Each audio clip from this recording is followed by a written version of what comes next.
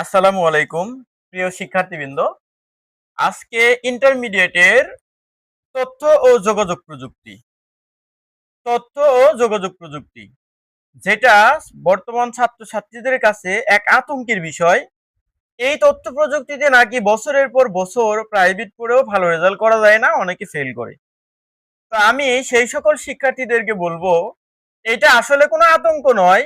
এইটাতে দুই মাস থেকে 3 মাস যদি ভালো কোনো স্যারের কাছে প্রাইভেট পড়া যায়, তাহলে তুমি নিশ্চিন্তে তুমি A+ পাবা।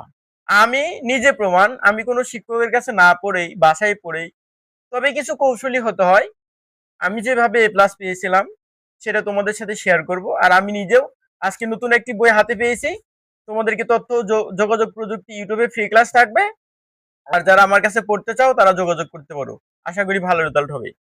আচ্ছা, আজকে যে কৌশলটা তোমাদেরকে আমি বলবো সেটা হচ্ছে, একটু মনোযোগ দিবা সবাই। এই ক্লাসগুলো ইউটিউবে থাকবে। আচ্ছা, তাইলে তথ্য ও যোগাযোগ প্রযুক্তি অধ্যায় 1, তথ্য ও যোগাযোগ প্রযুক্তি বিশ্ব ও বাংলাদেশ প্রেক্ষিত। তাইলে এখানে অধ্যায় 1 এবং অধ্যায় 2 যে সকল বিষয় আছে, এইগুলো হচ্ছে টোটালি একটা মুখস্থ বিদ্যা। সরি, বিদ্যুৎ চলে গেছে। বিদ্যুৎ চলে যাওয়ার কারণে একটু দেখি কি অবস্থা হয়। এখন বিদ্যুৎ চলে যাওয়ার কারণে লাইটিং প্রবলেম হচ্ছে।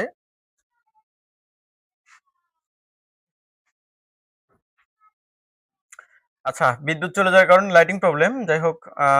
তারপরেও আমি একটু বোঝানোর চেষ্টা করতেছি, ভিডিওটা যাতে কেটে না যায়। তো আমি যেটার কথা বলছিলাম সেটা হচ্ছে,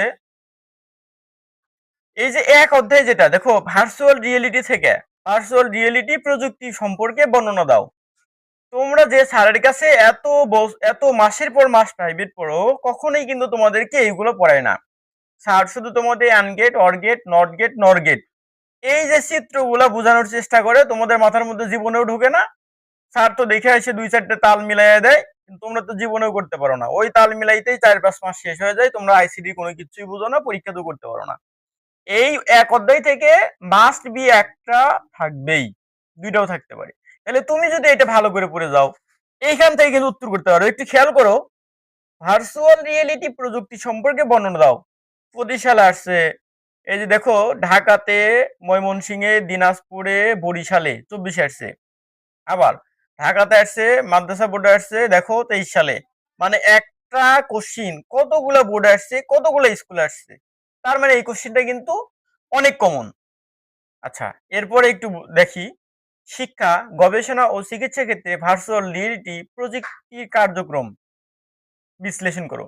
এটা কুমিল্লা বোর্ডে 25 আসছিল, আবার কুমিল্লাতেই আবার 24 আসছিল।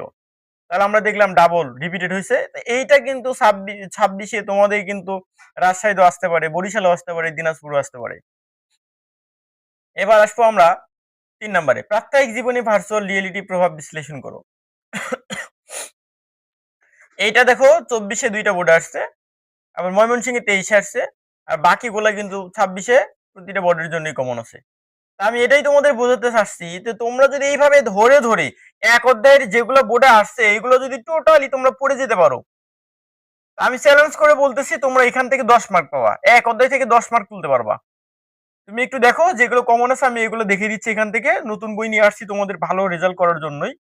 ইনশাল্লাহ এখান থেকে তোমরা যদি এইভাবে ধরে ধরে পড়ো, এই যে দেখো, এই ন্যানো টেকনোলজি থেকে কোনটা বেশি আসছিল, ন্যানো টেকনোলজি প্রযুক্তি সম্পর্কে বর্ণনা দাও। কতগুলো বোর্ড আসছে দেখো, রাজশাহীতে 25 আসছিল। তাহলে 26-এ এটা আসার সম্ভাবনা খুবই কম। তবে এটা বাদে আর অন্য অন্য বাকি যেগুলো আছে সেগুলো পড়তে হবে। এইভাবে যদি ধরে ধরে তোমরা পড়তে পারো, আশা করি তুমি A+ পাবা পাবা পাবা ইনশাল্লাহ। আর অঙ্কের কথা বলতেছো, অঙ্ক অঙ্ক ওইটা তো ব্যাপার না। আমি এই এমন ভাবে তোমাদেরকে শিখাবো যে ওই অঙ্কগুলা করলে তোমরা পরীক্ষাতে ইনশাল্লাহ এমনিতেই পেয়ে যাবা। একদম সহজ অঙ্ক, আইসিডি অঙ্ক, আহামরি কিছু না। 2-3টা টেকনিক বা কৌশল জানলেই হয়ে যায়। এক অধ্যায় শেষ, মাত্র 22টা আছে। 22টা তোমরা যদি 2-3 বার করে একটু রিপিটেড পড়ো, ইনশাআল্লাহ হয়ে যাবে। আর বেশি বাইরে একটাও পড়তে হবে না। এখন কমিউনিকেশন সিস্টেম ও নেটওয়ার্কিং, ডেটা ট্রান্সমিশন মেথড ও ট্রান্সমিশন মোড।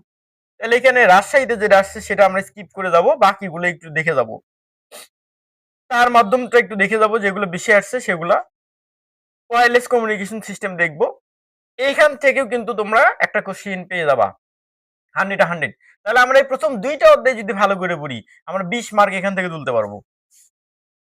আমরা কিন্তু 20 মার্ক অচিরেই তুলতে পারবো। এখান থেকে কিন্তু সম্ভবত 2টা কোশ্চেনও থাকে।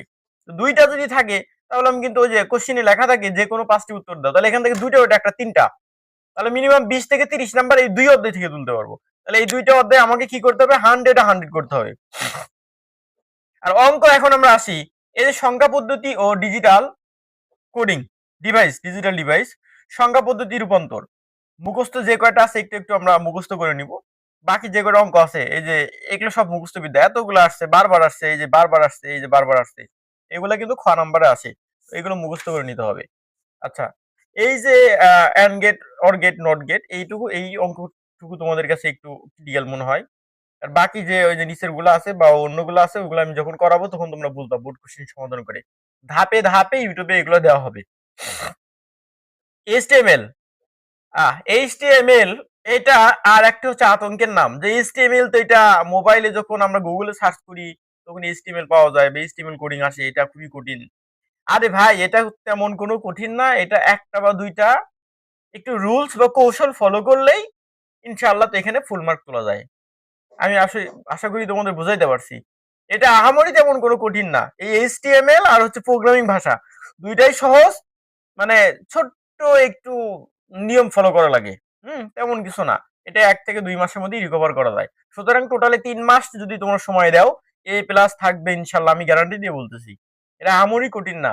কিন্তু ওই ঘটনা হইছে আমরা কিছু সার মার্কাও আছি যে আমরা কি করি দীর্ঘদিন পার করানোর জন্য কিন্তু ছাত্ররা কিছু শিখতেছে আর না শিখতেছে কঠিন তাদের অন্তরের মধ্যে কঠিন ঢুকায় দিয়া ওরা ওই যে তোমার এন্ড গেট নট গেটের যে চিত্রগুলো আছে ওইগুলো করাই দিয়েছে, এরা তো ওইগুলার মাথার মধ্যে ঢুকতেছে না। সুতরাং খালি সময়ই কালক্ষেপণ হচ্ছে স্যার এত কঠিন, আইসিটি এত কঠিন। আসলে বাবা আইসিটি এত কঠিন না। ঠিক আছে, আইসিটি একটা সহজ, আইসিটি পানি, তুমি একটু বুঝে বুঝে পড়ো, ইনশাল্লাহ আইসিটিতে ভালো রেজাল্ট করবা। আজকে শুধু আলোচনা করলাম, এর পরবর্তী ক্লাসে আইসিটি নিয়ে অঙ্কগুলো নিয়ে ধাপে ধাপে আমি সমাধান করার চেষ্টা করব। আর যারা পড়তে আগ্রহী আহ নিচে নাম্বার দেওয়া থাকবে, স্ক্রিনেও থাকবে, ইনশাল্লাহ যোগাযোগ করে চলে আসবা। ধন্যবাদ। আসসালামু আলাইকুম।